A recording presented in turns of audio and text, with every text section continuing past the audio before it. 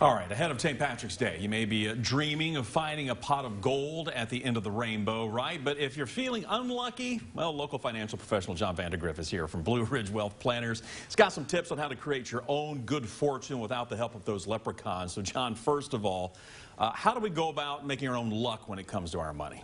And unfortunately, this is not as exciting as me saying rush down to the local, gas station and get your own lottery tickets here, feeling like these are the set numbers. No, that's not what it is. It's not that easy. Yeah. We've got to make our own luck by just doing the things that are repeatable, that have worked over long periods of time. And I think we all want these get-rich-quick schemes, and the more money we throw into those, the more we realize they don't work. Sure. So the first thing is we want to review our finances now and find extra money or extra opportunities that may be in just the current situation that we have.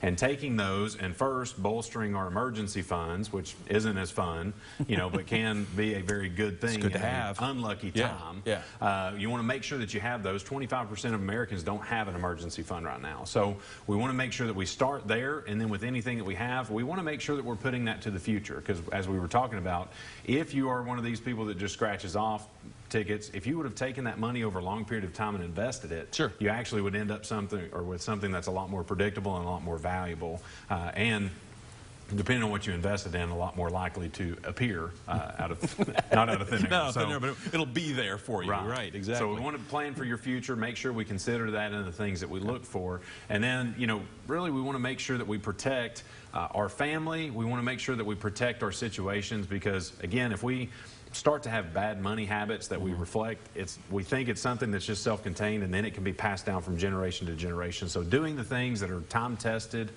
things that have worked over a long period of time can help you have more money, more flexibility, and hopefully more of your own pot of gold, as you pointed out there. Yeah, exactly. Don't get caught in that snowball effect like you were saying, though. Just kind of things get passed down from person to person. Getting the right kind of snowball. Yeah, exactly. So. If you're feeling unlucky, though, what other things can we do as far as our finances to kind of get back on track? Well, I think the main things that we want to do is, as we said, be good stewards of what we have from a, opportunity standpoint. Sure. If we're looking at 401ks, there are so many people that don't take advantage of free money today. Yeah. And as we talk about trying to get lucky, you can't get luckier than a 100% return on your investment immediately. Right. So taking advantage of the match that you have with your company plans, I think is a great way to start, and then building from there can be something that gives you that momentum that we talked about. Like you said, the key there is some free money waiting for you sitting there. I'll take free money anytime I can get it. You and I both, my friend. Hey, appreciate it. Yep. Enjoy tomorrow, by the way. And we'll have green on tomorrow. For sure. All right. Lori, over to you.